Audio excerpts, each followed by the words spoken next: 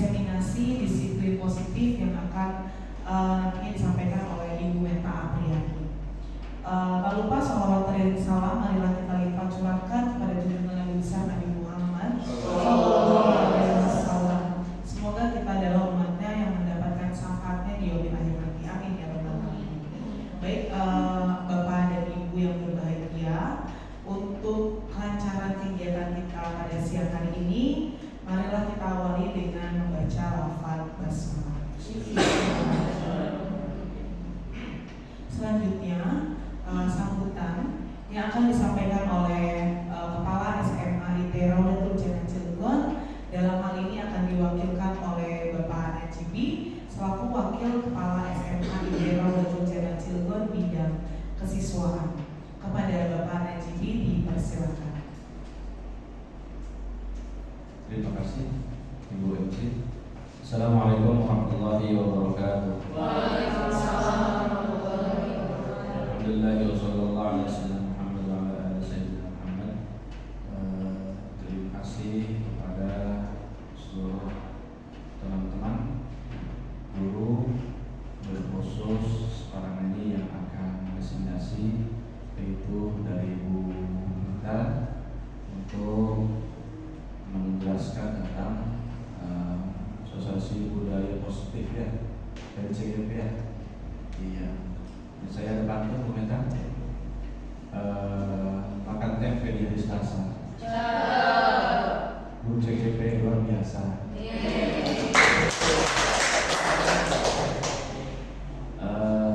Ini budaya positif ini terus digembar-gemborkan memang seharusnya.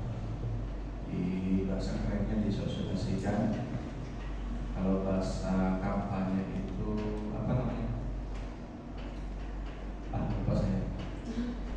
Itu harus dikampanyekan biar terbiasa di telinga seluruh pendidik dan telinga seluruh peserta didik. Itu memang yang sekarang ini sudah mulai setahun atau 2 tahun ini sudah mulai muncul budaya positif.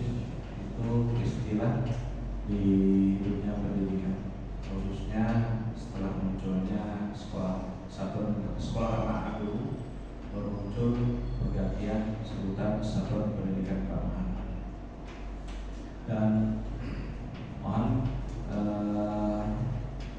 Bapak Ibu yang ada waktu terus bersemangat mengikuti jejak teman-teman yang sudah mengikuti CGP di guru penggerak sesuai dengan kita kurikulum merdeka, dan juga guru juga sekarang sudah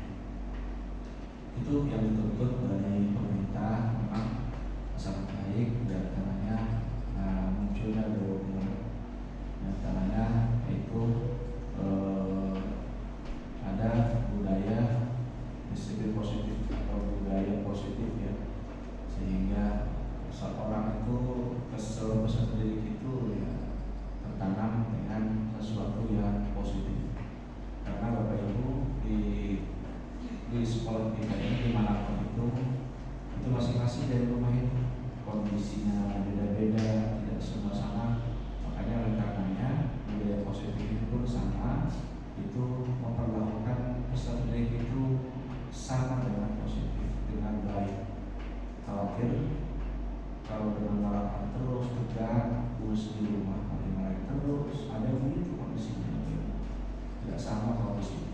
Tahu-tahunya di sini tegang lagi, stres lagi, sehingga di rumah tidak betah, di sekolah pun tidak betah. Oleh karenanya dengan ceria masuk sekolah, masuk ngajar di kelas, menghadapi pendidik, bahwa senyum, enjoy, ketawa, apalagi diawali dengan sesuatu yang memberikan, yang lucu lah dalam bahasa mudah, sehingga tertarik untuk terus belajar. Jangan sampai masuk sudah berebut mencetut buat nulis. Itu khusus anak-anak saja yang saya ceritakan untuk merebut. Ini mudah-mudahan teman-teman untuk terus diikuti dalam acara ini, filosofi positif yang akan didiskusikan oleh ini. Itu saja mungkin. Mohon supportnya pada semuanya. Terima kasih. Mohon maaf atas kekurangan-kekurangannya. Assalamualaikum warahmatullahi wabarakatuh. Waalaikumsalam warahmatullahi wabarakatuh. Baik, terima kasih Bapak Najib atas sambutan dan arahannya. Selanjutnya Bapak dan Ibu Dewan Guru, marilah kita saksikan pemaparan mengenai budaya positif yang akan disampaikan oleh Ibu Meta Apriani. Bagaimana cara kita menerapkan budaya positif dan apa saja hal yang harus kita lakukan untuk sama-sama memajukan SMA IT Roda Berjalan Cilegon ini dalam hal budaya yang positif. Mari kita sama-sama saksikan dan dengarkan arahan dari pemaparan materi dari Ibu Meta Apriani. Kepada Ibu Meta dipersilakan.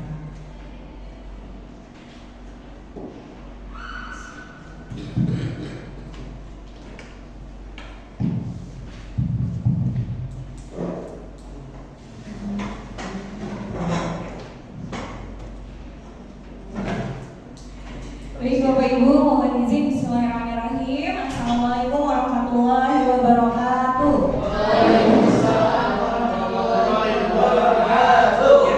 Alhamdulillahirabbil alamin, puji syukur atas kehadiran Allah Subhanahu wa taala. Alhamdulillah hari ini kita semua dapat berkumpul di ruang meeting ini, tentunya dalam keadaan sehat dan tetap semangat ya Bapak Ibu. Salawat beserta salam tak lupa juga kita limpahkan kepada junjungan Nabi besar kita Nabi Muhammad Sallallahu Alaihi Wasallam. Baik Bapak Ibu, pertama-tama saya mengucapkan terima kasih kepada Ibu Kepala Sekolah, Bapak-bapak wakil Kepala Sekolah yang sudah mendukung kegiatan ini dari awal hingga saat ini.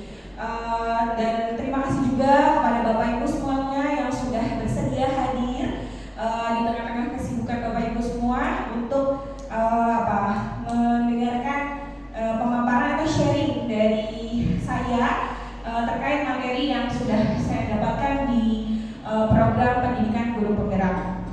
Ya, baik Bapak Ibu, langsung saja supaya lebih semangat kita ice breaking dulu ya Bapak Ibu. Mohon bantuannya Bapak Ibu untuk berdiri. Bapak agak bergerak sedikit ya Bapak Ibu. Kita bergerak sedikit.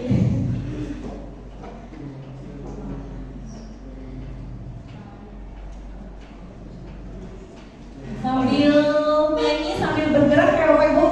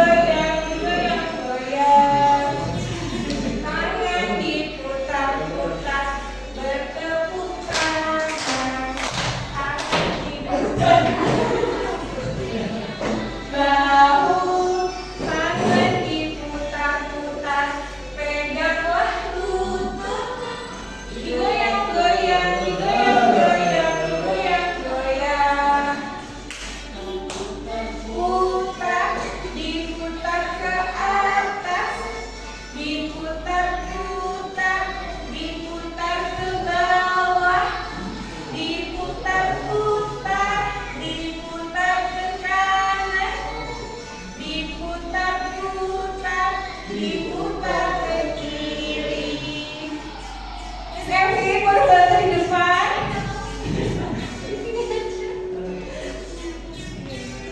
Sekali lagi ya Bapak Ibu. Tangan diputar-putar bertepuk tangan. Tangan diputar-putar, peganglah bahu. Tangan diputar-putar, peganglah lutut. Digoyang-goyang, digoyang-goyang, digoyang-goyang. Diputar-putar. Tangan diputar-putar, peganglah bahu. Tangan diputar-putar, peganglah lutut. Digoyang-goyang, digoyang-goyang, digoyang-goyang. Diputar-putar, diputar ke atas. Diputar-putar, diputar ke bawah. Diputar-putar, diputar ke kanan. Diputar-putar, diputar ke kiri.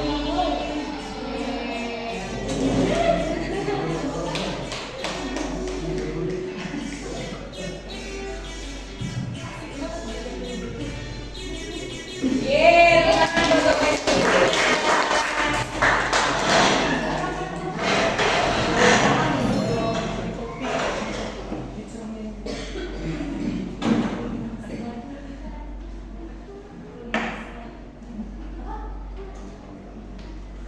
Oke, gimana Pak Haji? Sudah nggak ngantuk lagi? Oke, baik Bapak Ibu, mohon izin di sini saya akan menyampaikan terkait dengan budaya positif. Nah, mungkin sebelumnya saya ingin bertanya terlebih dahulu kepada Bapak Ibu semua, kira-kira ketika mendengar budaya positif apa yang ada di pikiran Bapak Ibu semua? Ada yang bersedia untuk menjawab? Bu Feni? Oleh Bu Feni? Ya, terima kasih Bu Meta. Ya, saya ketahui ya karena SMA itu sudah melakukan ya memang pada secara dia memang membudayakan sesuatu yang sifatnya positif seperti itu ya. Artinya ketika ada sesuatu yang negatif ditemukan di studi kita khususnya itu kita meresponnya pun tidak dengan hal negatif seperti itu. Jadi budaya positif ini memang membangun apa ya kebiasaan atau pembangunan karakter positif dengan budaya positif juga gitu. Ya, terima kasih teman. Ya, luar biasa. Terima kasih Bu Feni. Betul ya Bapak Ibu, sekolah kita juga sebetulnya sudah menerapkan budaya positif ini. Nah, sampai di manakah sekolah kita sudah menerapkan terkait dengan budaya positif ini? Mungkin satu lagi Bapak Ibu terkait dengan budaya positif, apa yang kira-kira ada di pikiran Bapak Ibu ketika mendengar budaya positif? Ya, Pak Haji. Silakan. Ya, saya alami ya, kalau di sekolah dulu ya, dulu masih ada sanksi gitu ya, ada tertib. Dan sekarang setelah diterapkannya satuan pendidikan anak dan menerapkan budaya positif, sudah tidak ada lagi sanksinya, ada apa namanya pembinaan atau konsekuensi terhadap yang tidak mentaati begitu. Jadi bedanya itu kalau dulu ketika kata terlanggar itu ada sanksi, dan sekarang setelah adanya budaya positif sanksi sudah ditiadakan, adalah pendampingan dan pembinaan. Ada yang mau menambahkan? Boleh. Ya, menambahkan juga Bu. Ya. Itu apa yang disampaikan oleh Bu Feni atau Pak Haji ya, tapi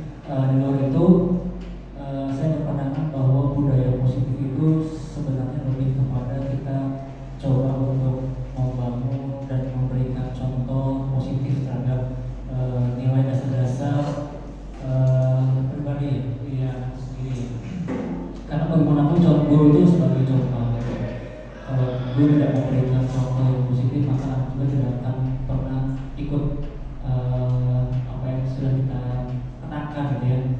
Kita harus memberikan contoh yang positif tentunya gitu. Nah, makanya dari itu sekolah dibentuk untuk bisa membangun sebuah kondisi di mana anak-anak itu dibiasakan melakukan hal-hal yang positif. Nah, harapannya menjadi sebuah budaya yang positif juga untuk ke depan gitu ya. Ya, kalau pandangan saya, hemat saya mungkin yang sederhana aja gitu ya. Misalkan dari cara berpakaian mungkin atau apa, nah itu kan bisa menjadi sebuah budaya-budaya juga kalau memang dilakukan secara benar gitu ya. Mungkin kalau lebih gitu belum. Ya, boleh silakan Pak Reza.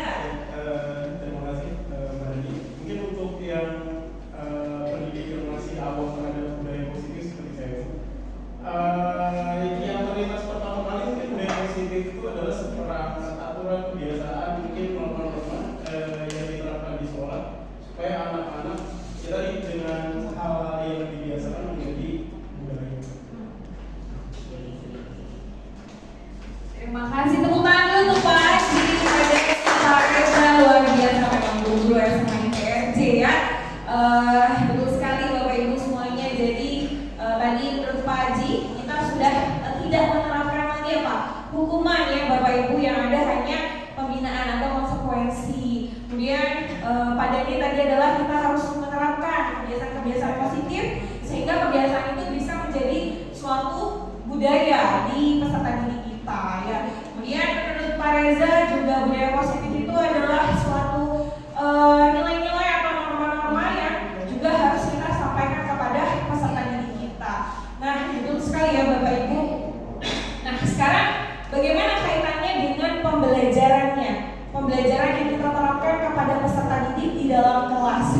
Nah, mungkin apakah di dalam kelas, di pembelajaran Bapak Ibu semua sudah menerapkan pembelajaran yang berpusat pada peserta didik atau pembelajaran yang berpusat pada guru?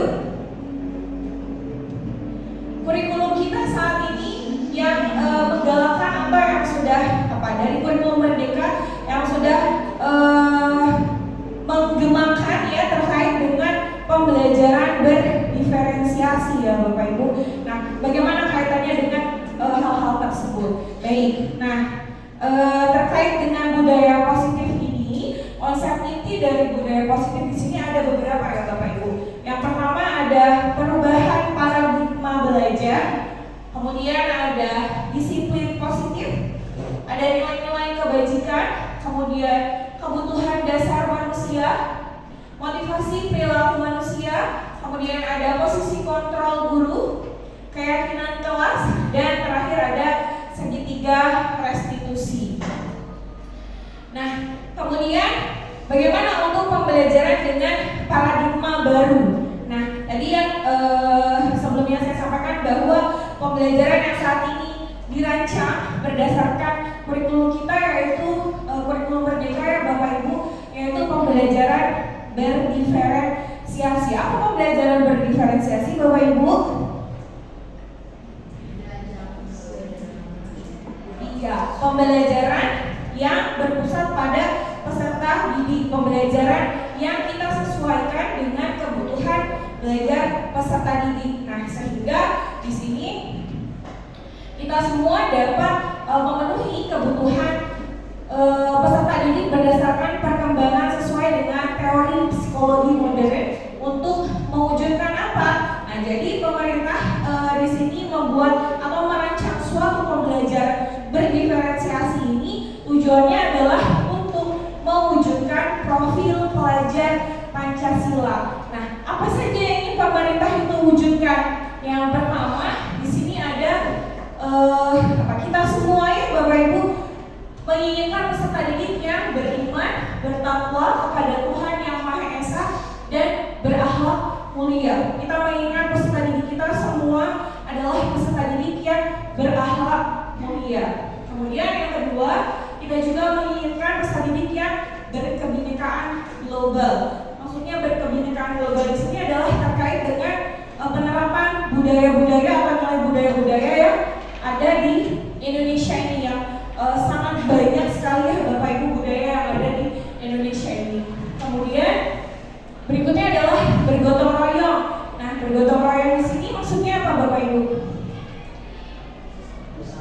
ya bekerja sama, berkolaborasi. Kita mengharapkan peserta didik kita itu dapat bekerja sama, dapat berkolaborasi dengan baik. Kemudian kreatif, kita juga mengharapkan peserta didik kita ini peserta didik yang kreatif yang mungkin nanti dapat bersaing secara global di kancah dunia gitu ya Bapak Ibu. Kemudian bernalar kritis, dan yang terakhir adalah kita juga mengharapkan peserta didik yang mandiri. Jadi inilah pembelajaran paradigma baru yang saat ini sedang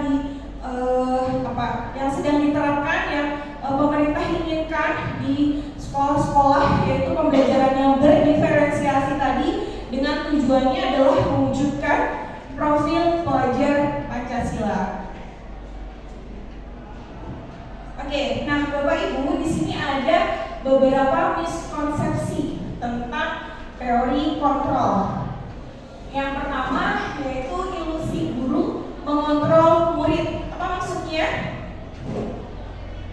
Nah, mungkin di sini kita masih berpikiran bahwa kita sebagai guru itu bisa mengontrol peserta didik dengan cara apa? Mungkin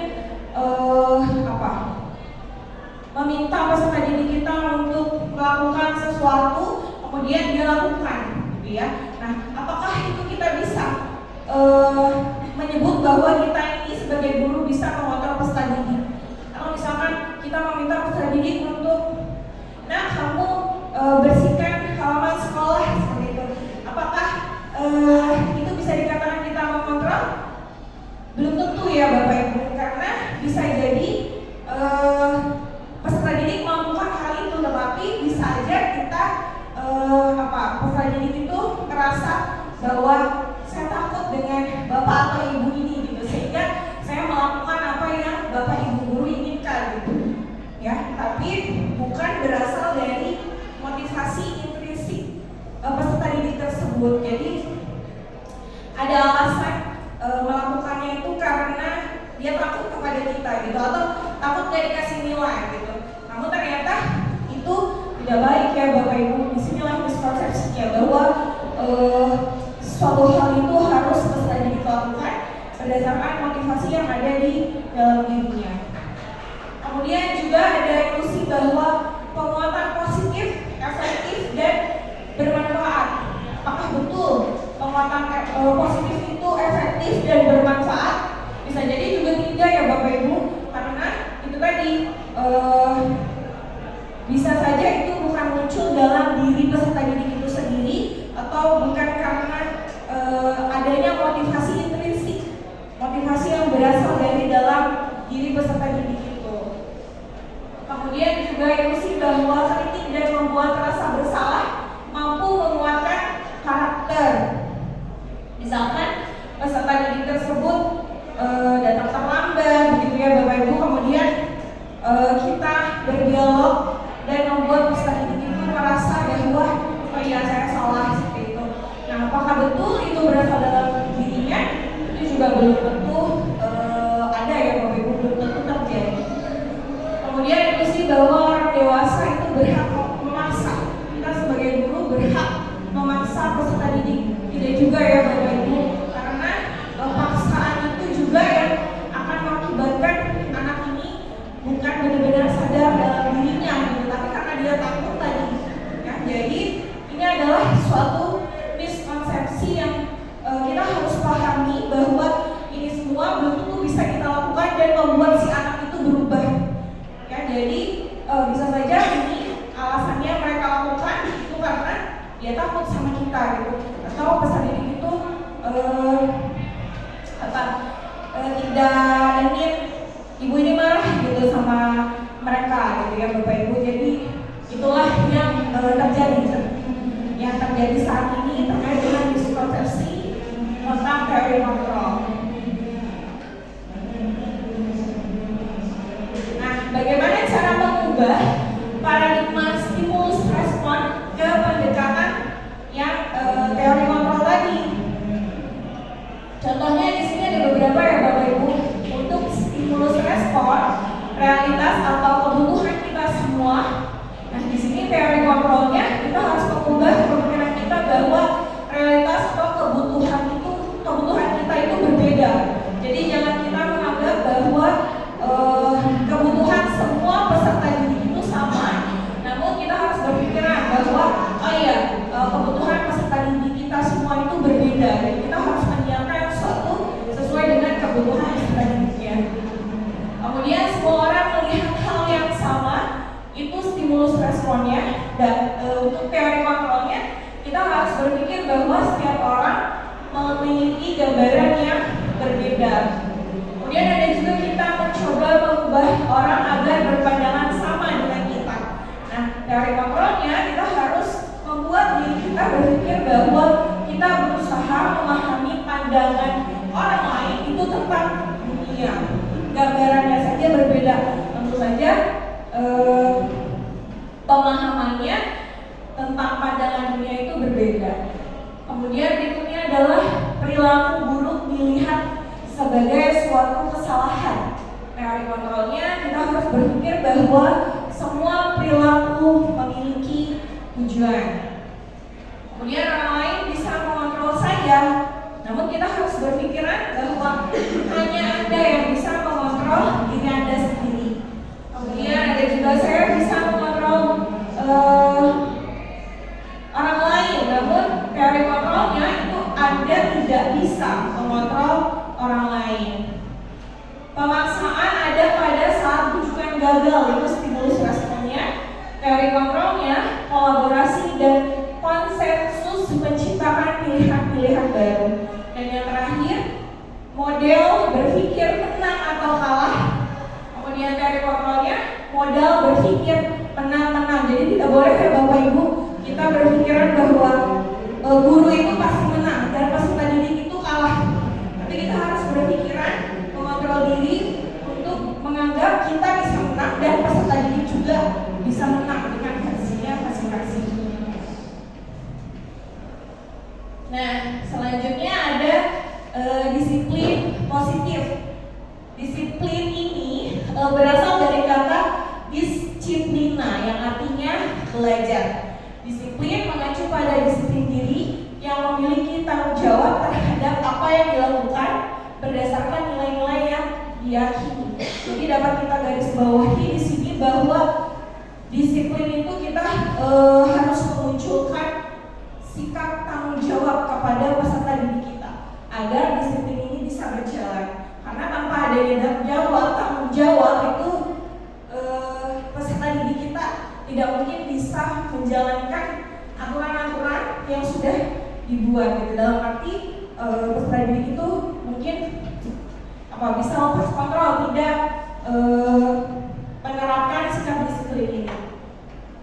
Nah, disiplin positif ini adalah salah satu cara penerapan disiplin yang bertujuan untuk menumbuhkan kesadaran serta memberdayakan peserta didik tanpa imbalan, penghargaan, ancaman, dan hukuman. Nah, maksudnya tadi disiplin di sini harus adanya motivasi dalam diri yang berasal dalam diri peserta didik itu sendiri, bukan karena peserta didik itu menginginkan penghargaan atau takut akan ancaman atau hukuman.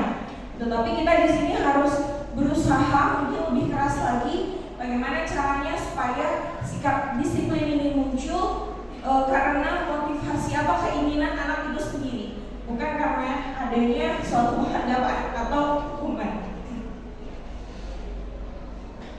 Nah, Bapak Ibu mungkin pernah mendengar nilai-nilai kebajikan, yaitu nilai yang disepakati bersama lepas dari suku, bangsa, agama, bahasa maupun latar belakang.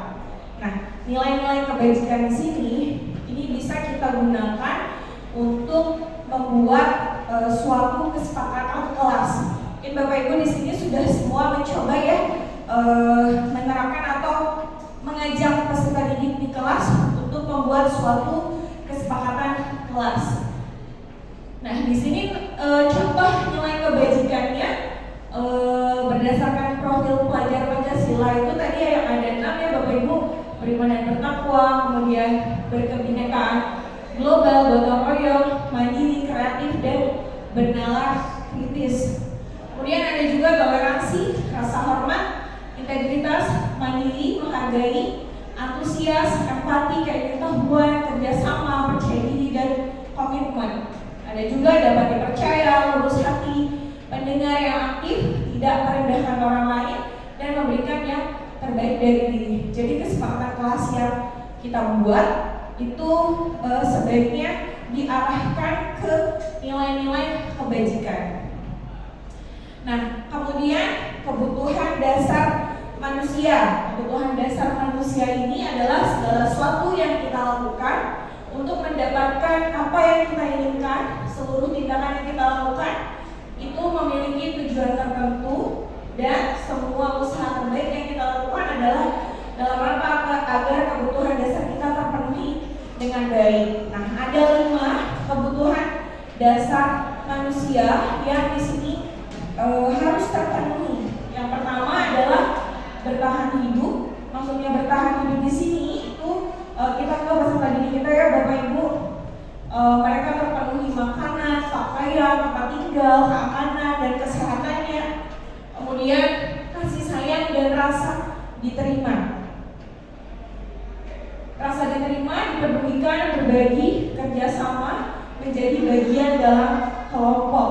Kemudian penguasaan itu terkait dengan harga diri, keinginan untuk dianggap memimpin, berprestasi, diakui, didengar.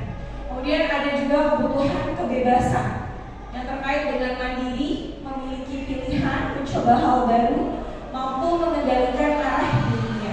Dan yang terakhir adalah kesenangan, bermain, humor, antusiasme, dan tertawa. Nah, diharapkan mungkin semua guru-guru di SMA ITERA Dato Jana ini dapat memenuhi 5 kebutuhan dasar manusia. Jadi sebelum kita mengajar, kita harus memastikan bahwa 5 kebutuhan dasar manusia ini sudah terpenuhi kepada peserta didik kita semua. Karena jika salah satunya tidak terpenuhi, itulah yang menyebabkan peserta didik kita tidak fokus dalam belajar, atau mungkin ketika pagi hari itu masih ngantuk, atau bisa jadi dia pengen bercanda terus gitu ya. Nah, itu mungkin dari 5 kebutuhan dasar ini ada yang belum terpenuhi. Oke, nah Bapak Ibu, untuk itu motivasi perilaku manusia di sini juga harus kita ketahui bahwa ada motivasi ekstrinsik dan ada motivasi intrinsik. Nah, yang ekstrinsik di sini terkait untuk menghindari ketidaknyamanan atau hukuman yang terkait tadi tidak disiplin itu karena takut akan hukuman. Nah, itu berarti masih berasal dari motivasi intrinsik. Untuk mendapatkan imbalan atau penghargaan dari orang lain, itu pun merupakan motivasi ekstrinsik yang bukan berasal dari dalam dirinya. Dan yang berikutnya adalah motivasi intrinsik. Nah, ini yang harus kita tanamkan, yang menjadi PR kita semua agar peserta didik kita memiliki motivasi intrinsik baik dalam belajar maupun menerapkan karakter-karakter budaya yang ada di SMA IB, yaitu untuk menjadi orang yang mereka inginkan dan menghargai diri sendiri dengan nilai-nilai yang mereka percaya. Nah, Bapak Ibu, di sini ternyata ada 3 jenis terkait dengan hukuman, kemudian konsekuensi, dan ternyata saya juga baru tahu di calon pendidikan guru penggerak ini bahwa ada yang namanya restitusi. Nah, mungkin kita di sekolah sudah tidak lagi menjalankan hukuman ya Bapak Ibu, tidak lagi menerapkan yang namanya hukuman yang terkait dengan tidak berencana atau tiba-tiba murid tidak tahu apa yang akan terjadi atau tidak dilibatkan, bersifat satu arah berupa hukuman fisik atau psikis. Nah, itu adalah merupakan hukuman. Mungkin di sini saya ada sedikit cerita ya Bapak Ibu, pengalaman dari diri saya sendiri sewaktu saya masih SMA. Mungkin mau didengarkan Bapak Ibu? Ya, jadi dulu saya waktu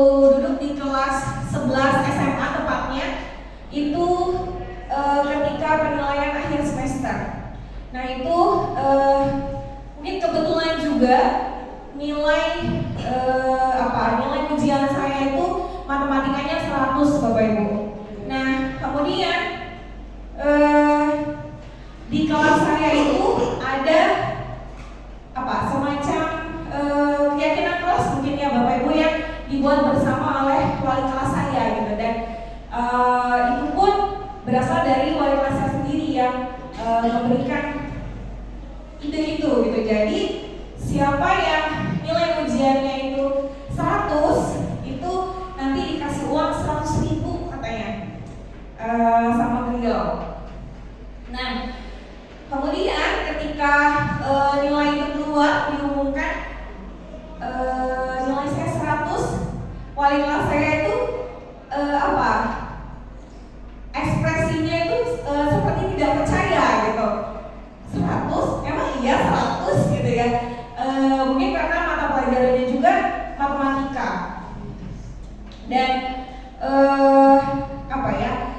dengan ekspresi yang seperti itu membuat saya tuh sedikit down gitu. Kok gak percaya ya gitu.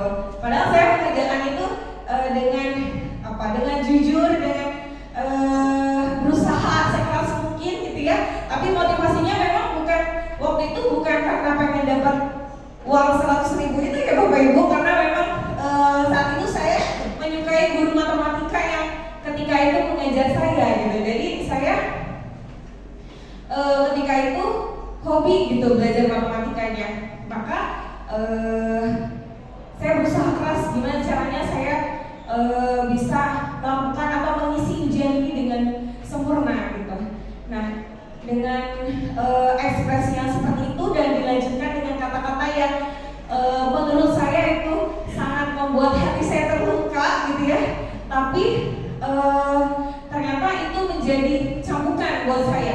Saya akan buktikan gitu nanti saya bisa kuliah di jurusan matematika.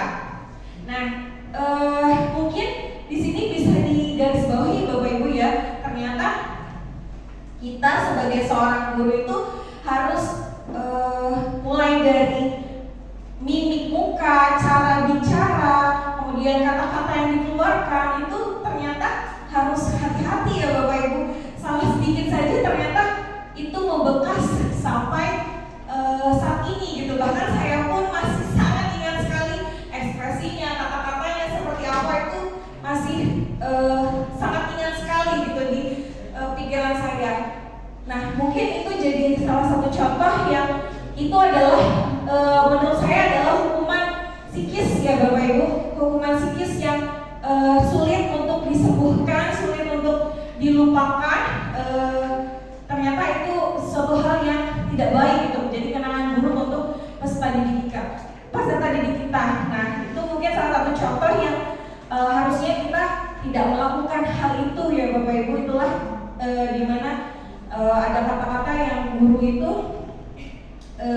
ditiru dan digugu ya Bapak Ibu ya. Jadi apapun yang kita lakukan semuanya diperhatikan, dilihat oleh seluruh peserta didik kita. Nah, kemudian ada yang namanya konsekuensi. Nah, kalau konsekuensi ini lebih terencana atau disepakati sesuai peraturan. Jadi kita sudah membuat seperti peraturan sekolah yang dimana peserta didik kita itu kalau terlambat dihitung mulai pukul 6:30 Nah, nanti dirinya tahu, peserta didik tersebut tahu kalau dia terlambat, dan di akhir dia tahu bahwa peraturan sekolah ini kalau telat harus pulang lebih akhir gitu ya, karena harus membaca surat. Murid tetap dibuat tidak nyaman, sikap guru selalu memonitor murid. Nah, itu yang namanya konsekuensi. Ternyata konsekuensi ini pun bisa membuat murid tetap dibuat tidak nyaman gitu. Kalau itu tadi yang bukan berasal dari motivasi intrinsiknya. Nah, yang lebih bagus mungkin ya setelah konsekuensi itu ada yang namanya restitusi, di mana restitusi ini adalah proses menciptakan kondisi bagi murid untuk memperbaiki kesalahan. Proses kolaborasi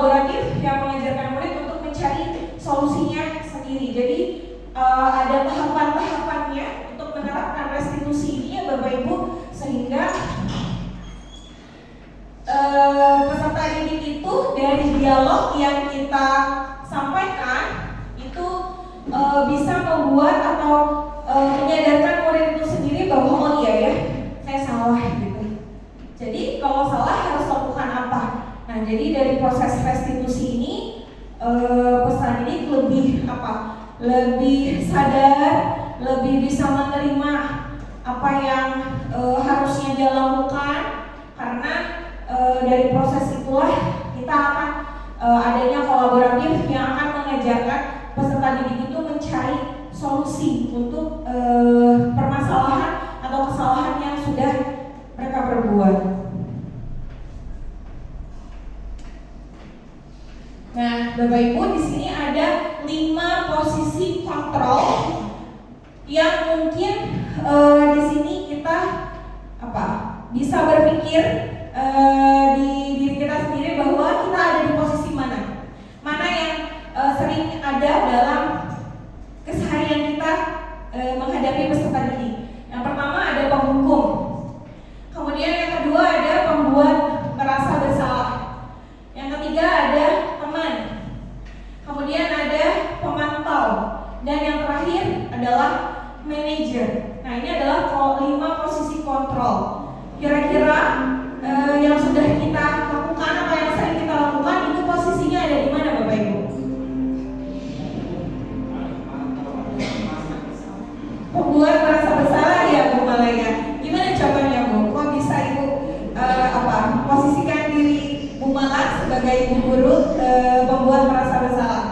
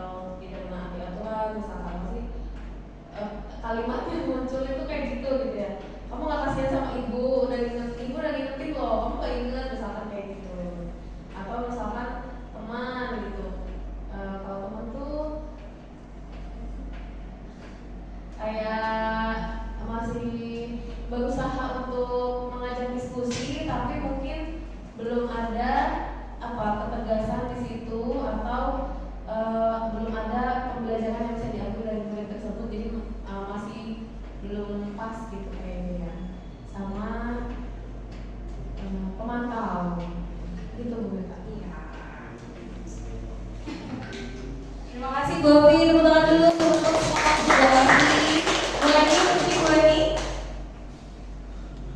Kalau saya mungkin tergantung situasinya. Terkadang bisa teman, bisa pemantau, bisa manajer, bisa membuat rasa bersalah juga. Kalau penghukum saya yakin di sini juga ya.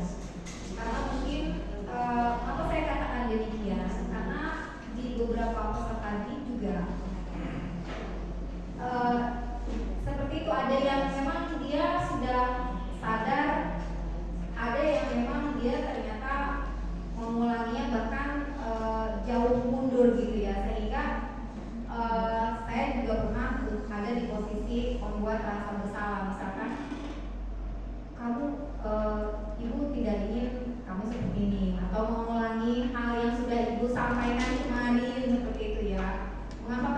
tidak dibawa lagi gitu ya. Kamu mau tapi di saat yang sama juga mungkin menjadi pemantau ya, misalkan nanti konsekuensinya apa kalau kamu seperti ini terus, nanti ke depannya apa yang mau kamu lakukan ke depannya. Jadi kayaknya campur-campur juga ya untuk 5 posisi yang ini. Tapi dengan adanya hal seperti ini, kita berusaha untuk menjadi yang terbaik ya. Untuk di sini tingkatan tertingginya manajer kalau tidak salah ya.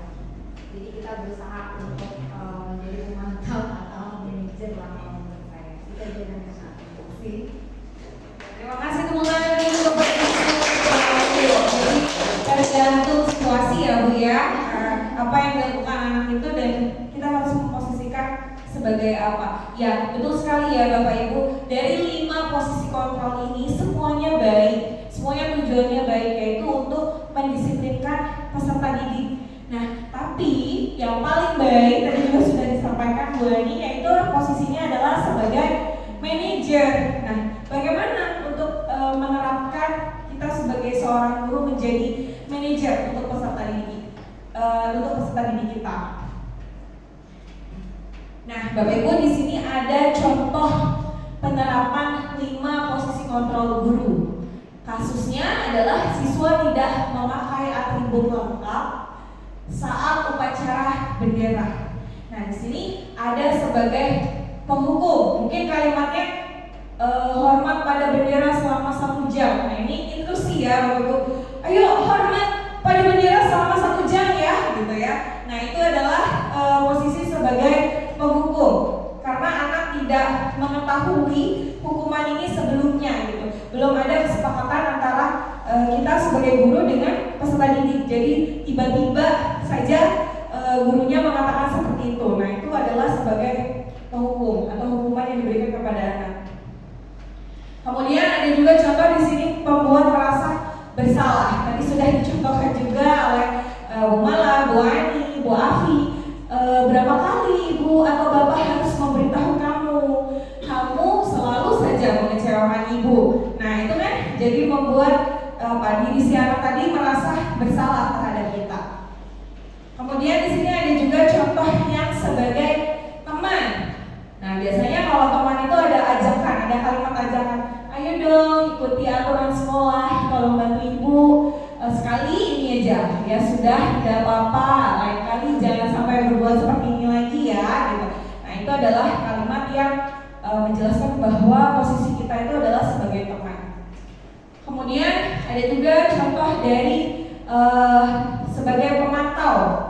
Kalimatnya di sini, kamu sudah melanggar peraturan sekolah, kamu tahu konsekuensinya. Setelah upacara, kamu beri atributnya ke koperasi dan jangan diulangi lagi ya, gitu. Nah itu adalah kata-kata sebagai pemantau. Nah ini yang terakhir sebagai manajer.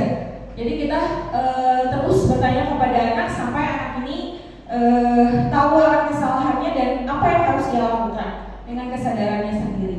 Contohnya, apakah kamu tahu kesalahanmu? Kira-kira bagaimana kamu memperbaiki kesalahanmu? Nah itu si anak yang harus menjawabnya sendiri. Kata-kata itu jawabannya harus keluar dari anak, bukan dari guru. Oke, nah Bapak Ibu di sini ada beberapa pertanyaan. Posisi kontrol apakah aku dengan kalimat ini ya Bapak Ibu? Bapak Ibu semua dapat menebak ya. Yang pertama, saya kecewa sekali dengan kamu. Nah kira-kira ini posisi kontrol apa Bapak Ibu? Membuat rasa bersalah. Oke, coba kita lihat Muala. Iya, betul sekali. Tepuk tangan Bapak Ibu.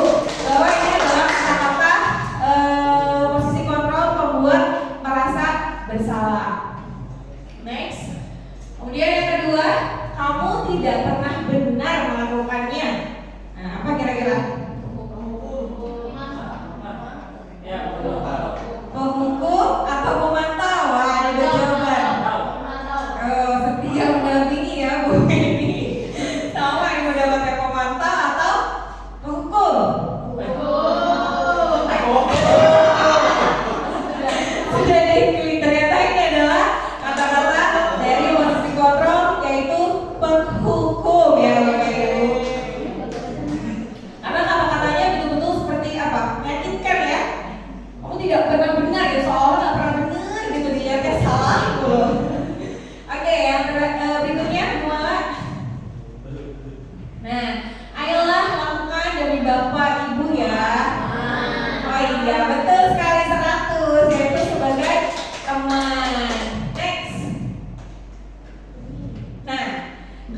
tidak pernah mendapat nilai jika mengerjakan tugas? Pemantau. 100 jawabannya benar.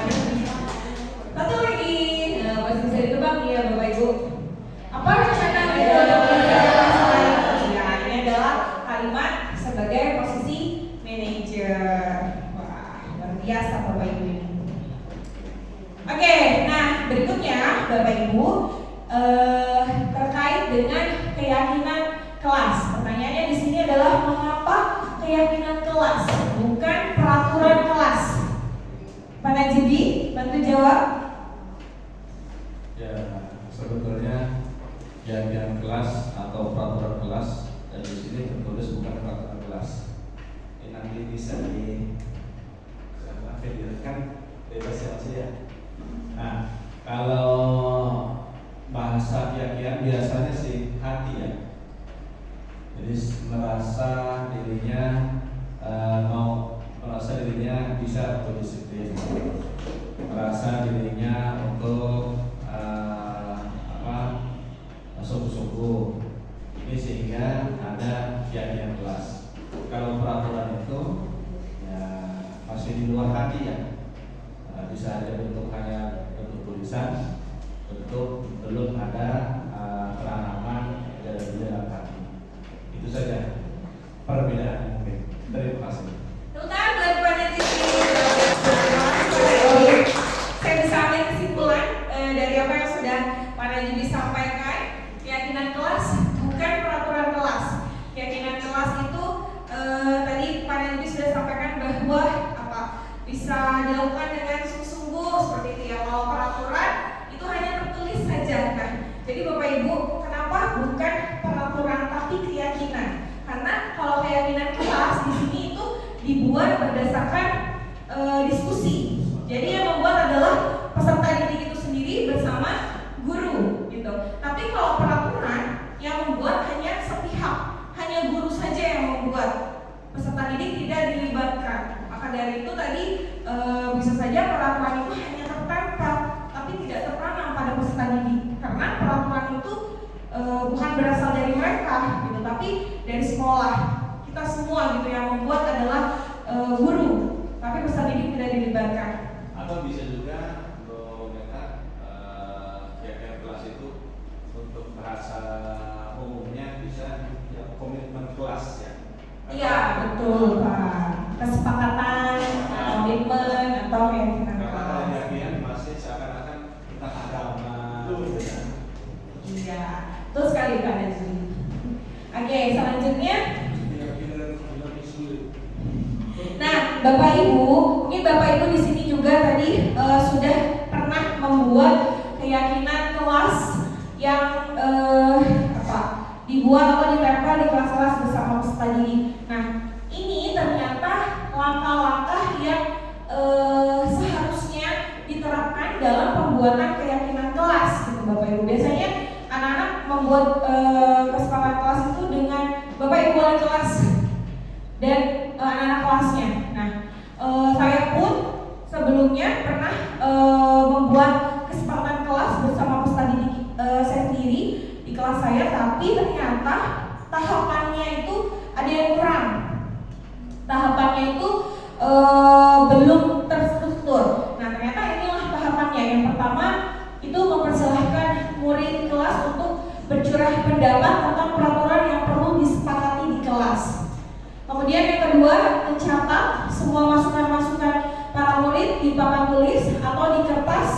Bisa juga biasanya kita buat di sticky note ya Bapak Ibu, di mana semua anggota kelas atau warga sekolah bisa melihat hasil curah pendapat itu.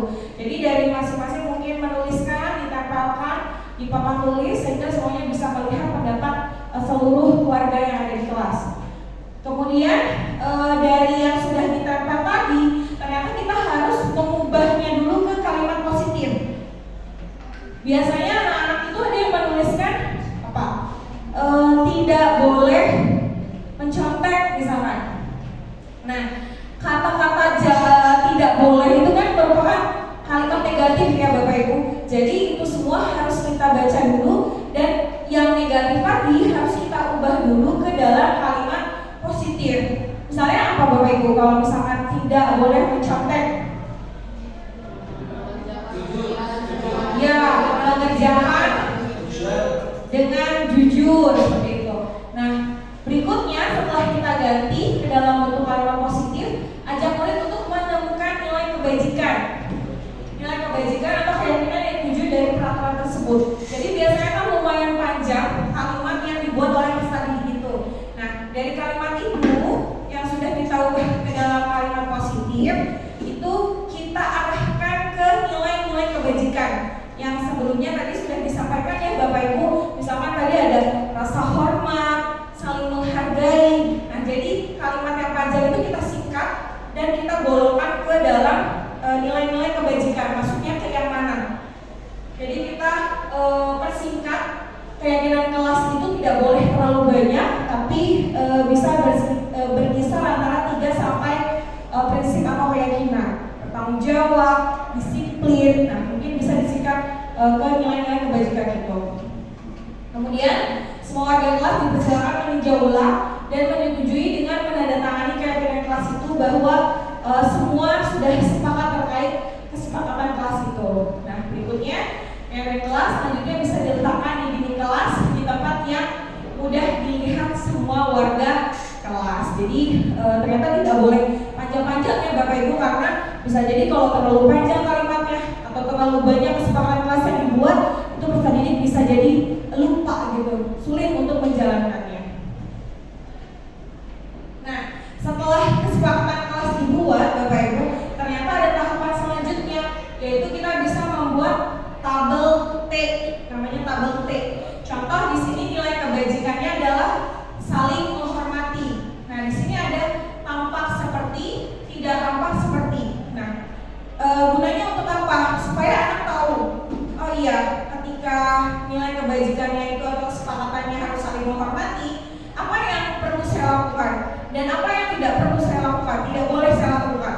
Contohnya di sini tampak seperti saya harus menyapa ibu guru, mendengarkan ketika guru sedang berbicara.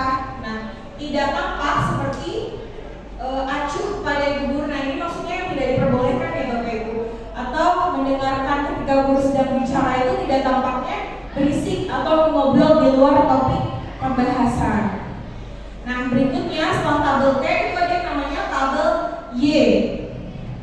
Tabel Y di sini terdiri dari terdengar, terlihat, dan berperilaku. Untuk yang nilai kebajikan saling menghormati tadi, terdengarnya itu contohnya misalkan terdengar itu kan yang didengar ya Bapak Ibu. Jadi terima kasih Bapak Ibu guru, mengucapkan terima kasih atau mengucapkan salam, assalamualaikum Bapak atau Ibu guru. Terlihatnya ya peserta didik itu menghormati, terlihat tersenyum gitu ya Bapak Ibu, tidak memunculkan wajah yang masam atau cemberut. Nah, berperilakunya bisa mencium tangan ibu atau bapak ibu guru. Nah, ternyata ini penting Bapak Ibu untuk diterapkan juga setelah membuat kesepakatan kelas, agar peserta didik lebih tertanam lagi dalam dirinya, lebih mengetahui secara detail lagi apa yang perlu dilakukan dan apa yang tidak boleh dilakukan dari kesepakatan kelas yang dibuat bersama. Nah, berikutnya di sini yang terakhir ya Bapak Ibu, ada segitiga restitusi. Yang tadi ada hukuman, konsekuensi, dan restitusi. Nah, cara menerapkan restitusi ini atau segitiga restitusi itu adalah suatu proses dialog yang dijalankan oleh guru agar dapat menghasilkan murid yang mandiri dan bertanggung jawab. Tahapannya yang pertama adalah menstabilkan identitas. Nah, ini contoh-contoh dialognya. Berbuat salah itu wajar gitu ya, atau tidak ada manusia yang sempurna, ibu atau bapak juga pernah melakukan itu. Jadi ini adalah contoh-contoh kalimat menstabilkan identitas sampai ke tahap dialog ini. Kemudian yang kedua, tahapannya adalah validasi tindakan yang salah. Nah, ini kata-katanya atau kalimatnya, contohnya ada, kamu pasti punya alasan mengapa melakukan hal itu. Jadi seperti kita itu tidak menyalahkan mereka, tetapi lebih ke mendukung mereka itu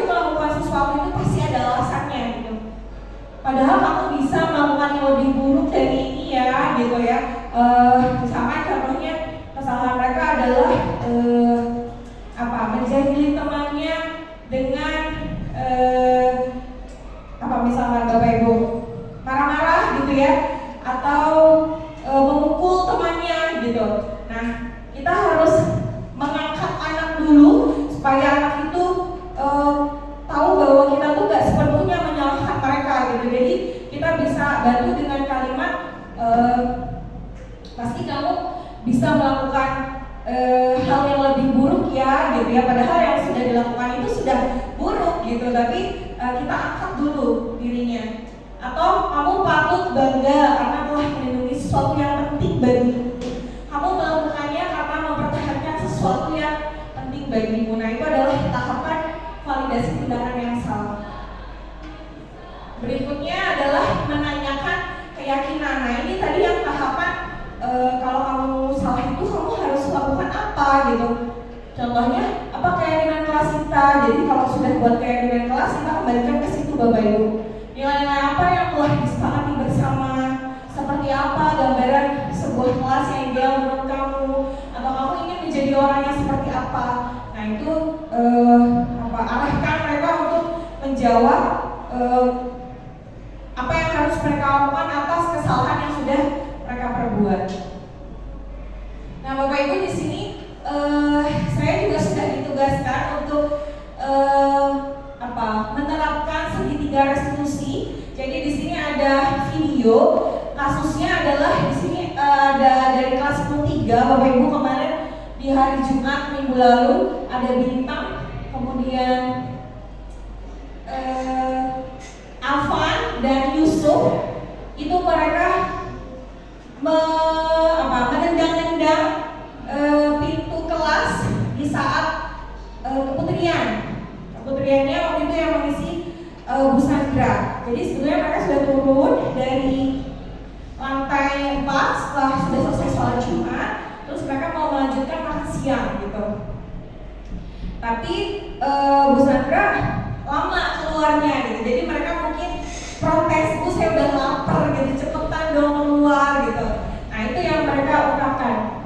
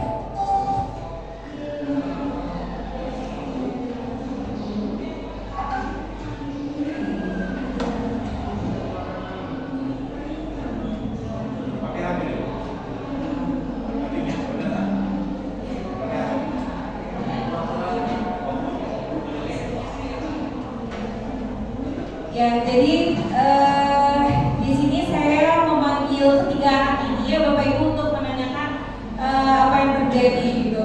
Nah ternyata Yusuf ini yang di tengah itu sepertinya masih sangat kesal gitu dengan kejadian itu, karena menurut dia nggak salah gitu.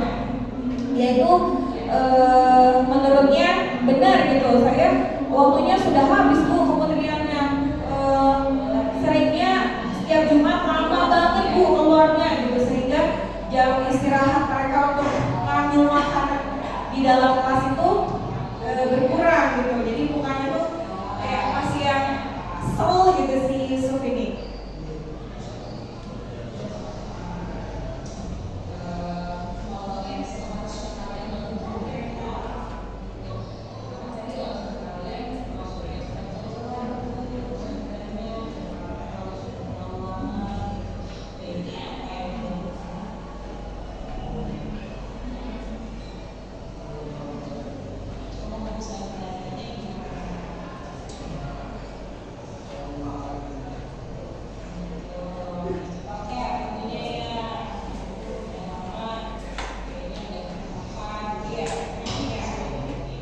Nah jadi di sini Arfan ya Bapak Ibu yang menjawab. Arfan itu menyadari oh ya Bu, kita salah gitu, seharusnya kita bilang baik-baik sama Bu Sandra dengan cara mengetok pintunya katanya, mengucapkan salam, kemudian mengajak Bu Sandra itu untuk berdiskusi, Bu kita mau izin mengambil makanan gitu. Jadi Arfan yang menjawab ya Bapak Ibu, harusnya apa yang mereka lakukan gitu. Nah kemudian saya bertanya lagi, nah setelah ini kira-kira apa yang bisa kalian lakukan? Ya Bu, kita mau minta maaf sama Bu Sandra gitu, kalau kita tidak akan mengulangi hal yang seperti itu lagi yang membuat Bu Sandra marah seperti itu. Jadi kalau Yusuf di sini terlihat mukanya masih ditekuk ya Bapak Ibu, jadi masih belum mungkin masih belum plong, karena setelahnya juga dia diledek gitu ya sama teman-temannya yang perempuan karena sudah mengganggu jam keputrian itu. Nah kalau Bintang di sini lebih kayak iya gitu ya, iya aja mengangguk-angguk. Yang banyak menjawab itu tadi Arfan ya Bapak Ibu. Next Bu Mala.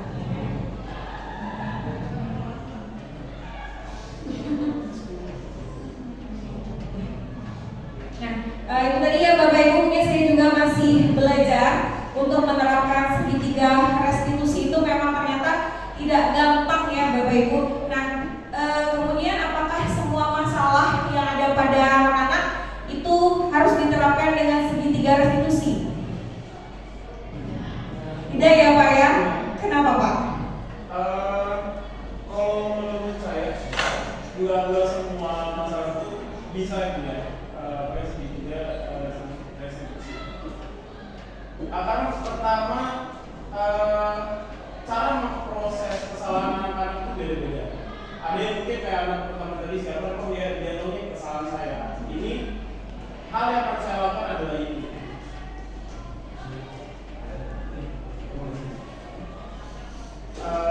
Balik lagi tadi Bu ya, karena adanya perbedaan pemrosesan dari anak-anak terhadap hal yang mereka lakukan. Untuk beberapa anak mungkin oh ya saya tahu ini salah, kemudian saya tahu yang harus gimana. Beberapa anak tuh masih dengan yang oh ini salah ya saya juga nggak tahu harusnya gimana. Nah mungkin hal paling beratnya kalau menurut saya yang mau saya tanyakan juga, gimana nih cara kita itu bisa menyamakan persepsi. Mungkin kita bisa, meskipun tadi kalau semua orang punya persepsi yang berbeda ya, tapi di sisi lain harus ada hal yang tetap kita samakan. Karena biar oh ini salah dan kita harus melakukan hal yang benar, itu juga hal yang cukup rumit menurut saya. Makanya yang keluar dari mulut kita sebagai pendidik, yang dulu kita dididik secara VOC yang marah. Nah, jadi tadi pertanyaan saya, ini boleh ini nanya nih Pak? Oh iya. Sekalian aja juga. Kalau kita mau menerapkan segitiga restitusi, terus juga kita sebagai pendidik memposisikan diri sebagai manajer,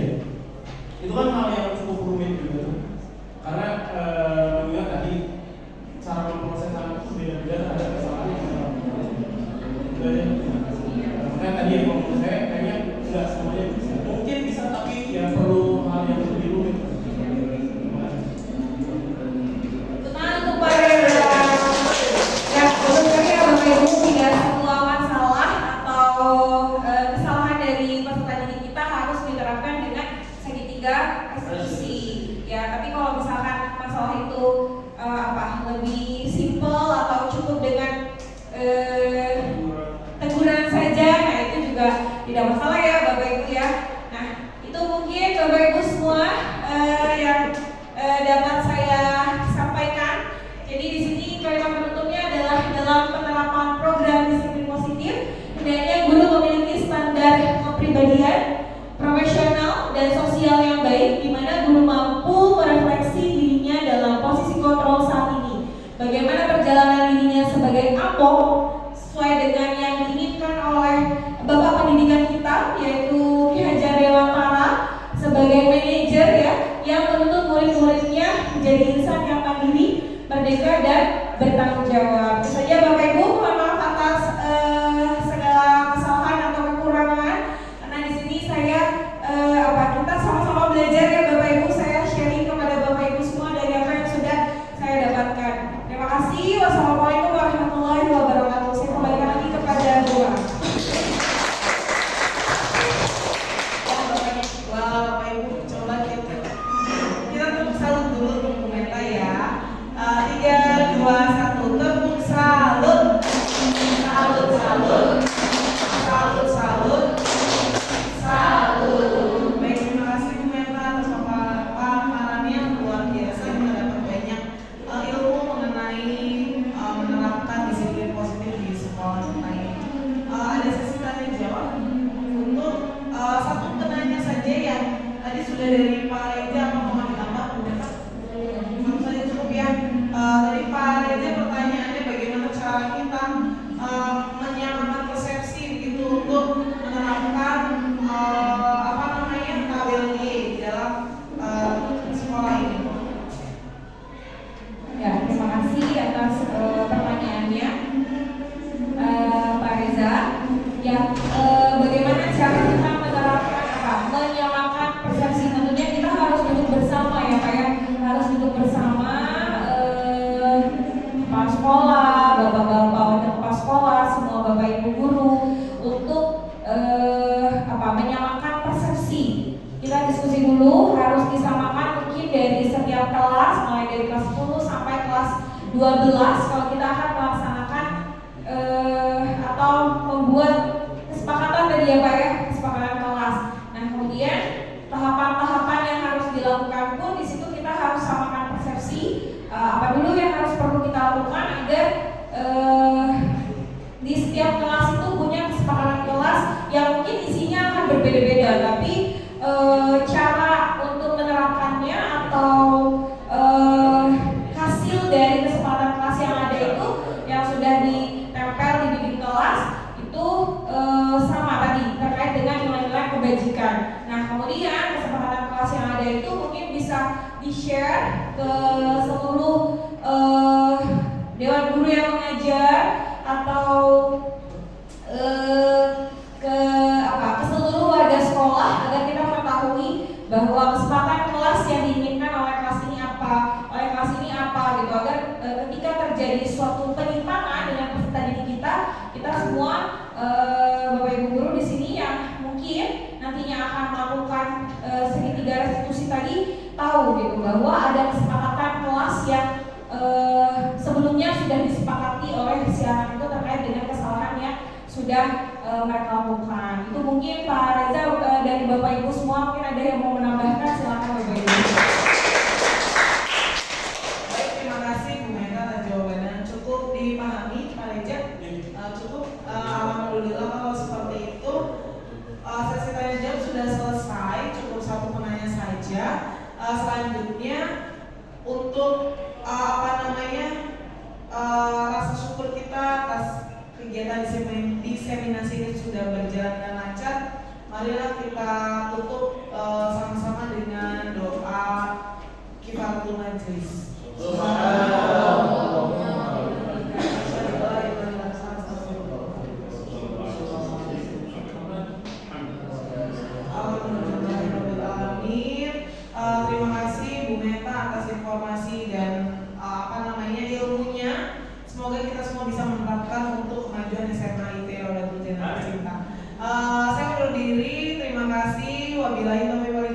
Assalamualaikum warahmatullahi wabarakatuh. Waalaikumsalam warahmatullahi wabarakatuh. Kita pantun. Di dalam alam semesta ada ruang angkasa. Kepada kita luar biasa.